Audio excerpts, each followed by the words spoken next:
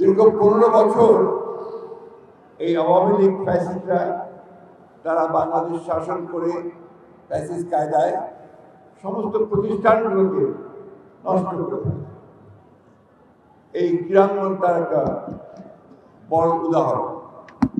তো এই ক্রীড়াঙ্গনকে কোনোদিন পূর্বে কখনোই দলীয়করণ করা হয়, তারা এটাকে দলীয়করণ করে, যার ফলে আমরা পত্র পত্রিকায় দেখেছি যে সমস্ত মেধাবী ভালো ট্যালেন্টেড যে সমস্ত খেলোয়াড়রা ছিল কখনই সুযোগ পায় না।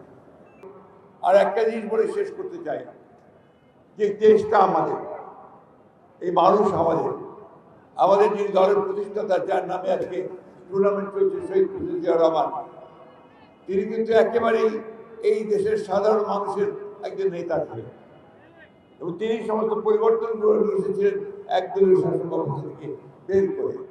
তার সময় কাজের যথেষ্ট উন্নতি শুরু হয়েছে। আপনি জানেন যে আমাদের ভারপ্রাপ্ত চেয়ারম্যান তারেক রহমান সাহেবের ছোট ভাই, আপনারা জানেন, আরাফাত রহমান কোকো, তিনি ক্রিকেটে একটা বিশাল ভূমিকা রেখেছিলেন এবং ক্রিকেটের বর্তমান যে মানুষের যে উৎকর্ষতা সাধন হয়েছে, তার ভিত্তি, তার যে স্ট্রাকচার, অবকাঠামোর ভিত্তি কিন্তু আরাফাত রহমান কোকো সাহেবের হাত দিয়ে হয়েছে।